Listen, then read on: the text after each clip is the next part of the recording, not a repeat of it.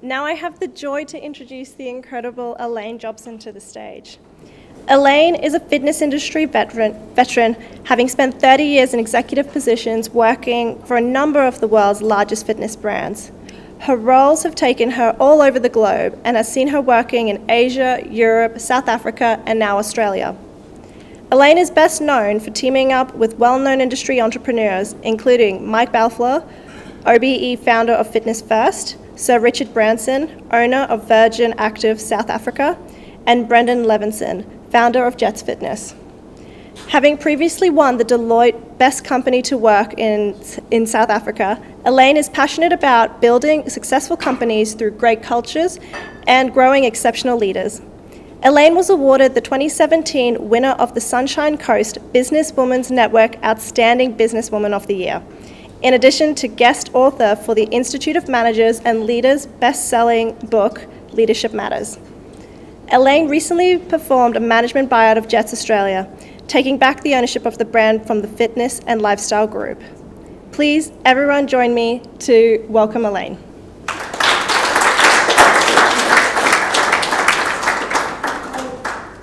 I've been told I've got to stay here, and I do tend to wander, so I'll do my best. Good afternoon, everybody. I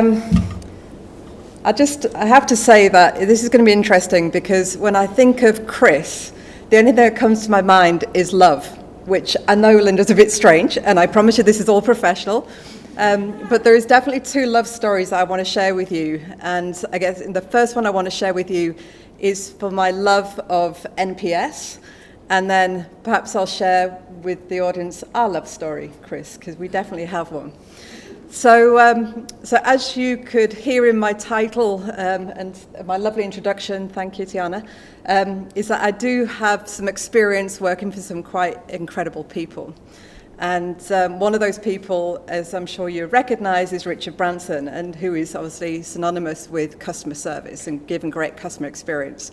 So I'll tell you a couple of stories about that, because I say that really frames up where my love of NPS came from.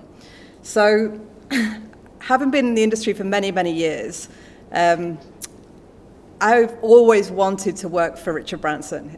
You probably got from my accent, I'm English. I was raised in the 80s, and I was raised on everything Virgin. You know, we had, I think, Screw It, Let's Do It was one of the first business books. Losing My Virginity was a second business book I ever read. We had Virgin Radio, Virgin Credit Card, Virgin Money, you name it, I had it, and I was pretty much borderline obsessed. But I just couldn't think of a way that I'd ever get the opportunity to work for him. I love the fitness industry, and he just wasn't in that industry. But then you get that kind of strange thing that happens, and it always happens on like a rainy Tuesday afternoon. It's never this kind of bolt of lightning that you expect.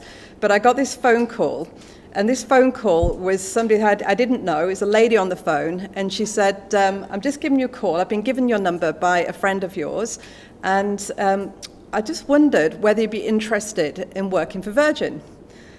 I said, what working for Virgin, like how? Well, Richard Branson is looking for a new executive, and I thought you might be interested. And I swear to you, I spoke to her afterwards, and I think I said yes without knowing what the job was or where it was. Because halfway through, she said to me, do you want to know where this job is? And I said, well, yes, where is it? And she said, it's in South Africa. And I said, well, that's great, but I'm in London. I've got a 1-year-old daughter. And as far as I can remember, South Africa is quite a challenging place to live. Do we have any South Africans in the room? No. Well, obviously, he's got a bit of a reputation. So I thought, well, I'm going to go home, and I'm going to talk to my husband and see whether he's up for going and taking up this role in South Africa. And fortunately, my husband's a pretty understanding person, and we said, yeah, we're going to do it. So off I went, the most excited person in the world to go and work for Richard Branson. He'd apparently got into the gym business. So what I didn't know was that when I arrived at that company and I went to the offices, things just didn't start to add up. Like, Virgin expected to be culturally amazing, great people, super engaged team members, and there was none of that. I swear to you, I walked into this business, and I walked in and I went to the lifts, and we were in a place called Claremont in Cape Town, and there was 5 levels to this office. And there was 2 lifts, 2 elevators in the lobby. And it was packed full of people, absolutely packed.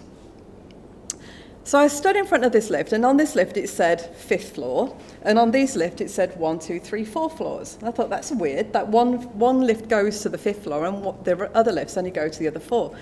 And then my lift door opens, and I'm the only one that gets in this lift, and everybody else is going into the other lift and having to wait because it's all very busy. And off I sail up to the 5th floor, thinking that's a bit odd that this lift is dedicated to what is the executive suite. Doesn't feel very Virgin to me. So eventually kind of go into the offices, and I'm walking around and nobody's meeting my eye, and they're looking on the ground and they're all looking a little bit scared. And then it starts to dawn on me that things aren't quite as they should be. So then I do my research and I start to understand some of the history that came with this business. So this is not a small business, this is huge. This is 700,000 members, 5,500 employees, not a small business. And how Richard came to own this company was that he acquired it out of administration. This company had been run by 4 gangsters. This is its history. These 4 gangsters ran this business like you've never seen before in terms of culture. It was run on absolute fear. What they did was they would go out into the towns, they would sell these lifetime memberships for very high fees, they would take that cash, it would all come back into the business, and then they were embezzling those funds out the country. This became very known, the police swoop in, they arrested these 4 directors out of their beds at 4 a.m, a famous dawn raid happened, sweep them up, put them in prison. Obviously all of these gyms, 130 gyms, went into administration overnight. Now you think, how does that happen? Such a big company. Well, it did, and that meant 5,500 people were out of jobs. Now, in South Africa, they're not people like you and I. These are people that lived in townships, often the only breadwinner for their whole families, and they didn't have a job the next day. They were going up to work, there was a little A4 sheet of paper put on the door by the administrators just saying, this business is now closed. Lost their jobs overnight. Now, I was working actually in the UK at the time for Fitness First, and I remember now that, we were offered this business. We didn't touch it with a barge pole. We're far too frightened to go all the way into South Africa and run this bankrupt business. But I guess this only can happen in a place like South Africa. Nelson Mandela, who was the president at the time, got to know about this. He found out that this business had gone into closure and all of these people have lost their jobs. It was a big deal. They were one of the biggest employers in the country. So I guess there's only Nelson Mandela can do. He picks up the phone, goes through a black book and finds a number for Richard Branson. So he calls up Richard. Now, at this point, Joan, who's Richard's wife, answers the phone to him. Now, she doesn't believe it's Nelson Mandela, because I guess who would? You've got Nelson Mandela on the other end of the phone. She thinks it's one of Richard's friends winding them up, putting on this accent. And then she realizes it is actually Nelson Mandela, so what does she do? She takes the phone, she runs through to Richard, hands him the phone. You've got to take this call, it's the actual Nelson Mandela. And he said, I'm naked in the bath. How can I possibly take a call? I'm naked in the bath. You've got to take the call, you've got to take the call. So he takes the phone. And he chats to Nelson Mandela, who explains to him the plight of this company and the fact that all these people have lost their jobs. And I know you like leisure businesses, and I thought maybe you'd be the one that could save it and take it out of administration. And he does a deal, naked in the bath. He agrees to buy it. He pays £10 million for it, takes on a bit of debt, and he agrees to buy that business on the spot. And that's how Richard ended up getting into the fitness industry. But then, this is a massive lesson for me, because this is what I learned about that. Virgin flew everybody in. 100 people came from the UK, from Virgin Management. They all flew in. They had the uniforms, they changed the signage, they had their values day. They created a little book, like, this is the Virgin values, this is how you do Virgin. They all flew in, they rebranded everything, and then they all flew out again. And things look like they changed for a little bit. But then what happens? They all go back to doing what they were doing before, because the leadership didn't change. Nothing had actually changed apart from the uniforms and the brand. And that taught me the biggest lesson of all, which is that culture is nothing to do with brand. Culture is to do with leadership. Because it left in place by those 4 gangsters with all the people that they employed, all of those leaders came from that leadership. And those people were still frightened. And in fact, one of the things that I found when I arrived was that club managers had a budget for lie detector testing their people. Could you imagine what culture would have to be in place for that to be okay? If I suspected you of lying, that's okay. I'll just get a consultant, they'll hook you up. I'll find out if you're lying or not. Unbelievable. So Richard found these stories. He started to hear the stories coming out, and he said, enough. This is not a Virgin business. We need to make change. And I was fortunate to be one of the new executives that replaced the old guard that came in. So I had to find a way of turning this culture around. And you think it would be easy with the Virgin brand behind you, hey? You kind of rock in, you just go, yeah, it's Virgin, this can't be hard. I'm the most excited Virgin person there is. So we started to do all these cool things. We put them foosball tables in there, the staff rooms. We put free breakfasts out. We did all of these really amazing things. Was it moving the dial on people happiness? Not one bit. I swear to you, nothing was making a dent. And I was like, the people are still not happy. How do we change this around? I've tried every trick in the book. And it said, I'm going to go back to the floor. There's something I'm missing. I'm just going to go and spend time in the gym. And I came from the gym. I didn't come from health club, gym, MBA world. I worked my way up from the floor. So then I go back into the gym. I'm with the club manager, and I'm just observing. And at that point, I noticed a maintenance guy come up to us, and he'd had an accident. He'd cut his arm on a screwdriver. He'd missed, and the screwdriver had gone into his arm. And I'm saying, I'm super squeamish. Like, I'm not a nurse. I'm really bad. So I'm like, look, you just need to go to the hospital and go and get some stitches in that. We can't deal with it here. So they sent him off to the hospital. Off he went. A couple of days later, I come back into the gym, and I just want to check up that he's okay. So I get a hold of the club manager. I said, how's things? Is he fine? She goes, I haven't seen him. I haven't seen him since we saw him. I said, what do you mean you haven't seen him? Like, have you checked up to see he's okay? No, he'll be fine. He'll be back eventually. I said, that's not good enough. We need to go and make sure he's okay. So off we went. We traveled to the township. And in the townships, the only way you communicate is by shouting the person's name out the car window. So we're shouting and shouting and shouting. Eventually, we find somebody who knows where he lives. And off we went to his house. And we found out he wasn't there.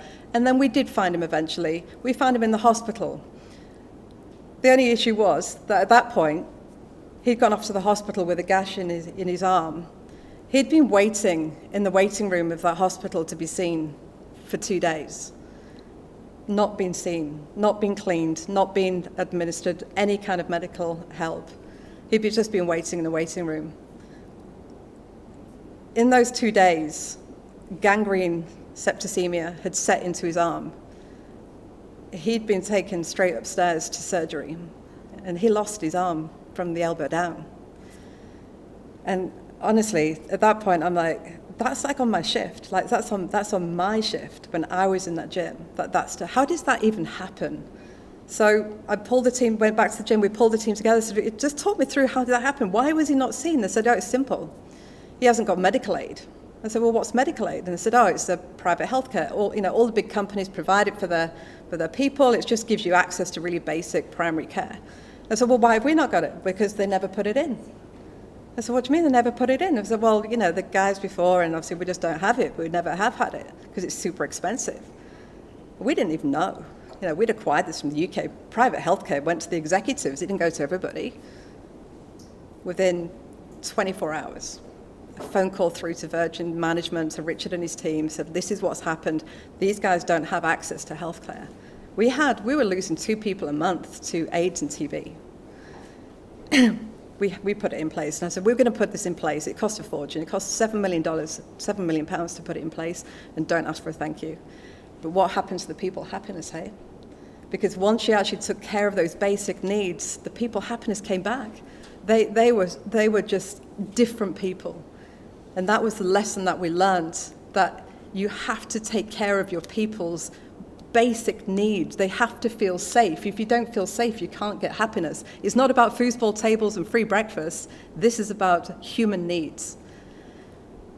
We managed to build a whole strategy based on that concept, and NPS was our measure, because we wanted to become the most loved by our people, loved by our customers, and loved by our partners. And how did we do that? Well, we need a measure. So we stumbled across NPS, and that was back in 2006. So NPS became the way that we measured that, and so we ended up winning the Deloitte Great Place to Work Awards. And that was the best thing we've ever achieved, because that really showed that after all of those years and all of that understanding of human happiness, we were able to do that. But when I came to Australia some years later, I felt like I was going back in time, because NPS wasn't a thing here. And I thought, I knew that I wanted to put in place this amazing tool called Net Promoter Score. Like, why is nobody doing Net Promoter Score in Australia? So I searched online, and I eventually found the only licensee for Satmetrics, which was a system that I'd been using across in South Africa. And the owner of that system at that point was Chris. So I called Chris up. I've arrived into Australia. I call Chris up and I say, now I understand that you're the person that does Satmetrics. Now I've got this background with NPS, and this is the journey that I've been on. Now whoever knows Chris will know that Chris loves a story and he loves a chat. So we spent a long time on the phone together, swapping war stories on customer and the journey we've been on and our shared love for NPS. And I was like, okay, this is it. We've got to get this in. And that's where Chris and I's love story started. Because we knew that if we're able to do everything that I'd done in South Africa, if I was able to replicate that in a place that is so amazing as Australia, that this was going to be something really special. So Chris came and spent some time with my team. And at that point, these are crazy 20-something Gen Zers, these are young people. And we had him doing all sorts of things. Poor Chris, he's dressed up as a ninja. He's done love songs. He's done workshops with us, and they're never quiet events. But he's always been up for whatever we've thrown at him. And he spent a lot of time with my people. He did a lot of surveying. And the thing that Chris came back to me with is, he said, I don't know what it is, but your people seem to be a bit obsessed. He said, it's not a culture, it's cult. He said, it's definitely a cult thing you've got going on at Jets. And he said, and there's this word called love, like love keeps coming through, like, oh, I love Jets, and I love this, and I love my members, and I love to look after them, and I love what I do. And I was like, okay, this whole love thing is great, but it's really ambiguous, and how am I going to measure love? Like, how do I take it to the board, Okay, guys, we're going to do love as our measure. Like, they're going to look at me like I've gone mad. So I needed a measure of love, and Chris helped me build that. Because if you can't measure it, you can't have it. Talking about the data, you need the data. And that's what Chris helped me do. He helped me build out a very robust system that I was able to get this measure of love into quantifiable results. And not only that, but to build out the strategies of how we're going to do it. Our first NPS score in Jets was 36%, which is not bad, it's positive. We went to 70% over those years. The highest scoring Net Promoter Score in the industry. Obviously, Chris has been a huge part of that. He's been a huge part of my life. This has been a 10-year journey for us, nearly. So I'd say I'm incredibly proud to be here and to be able to be a part of the family, the event, and to be able to really say congratulations for what you've done with this book, because it's going to help a lot of people go on that same journey that I went on. So thank you, Chris, and congratulations.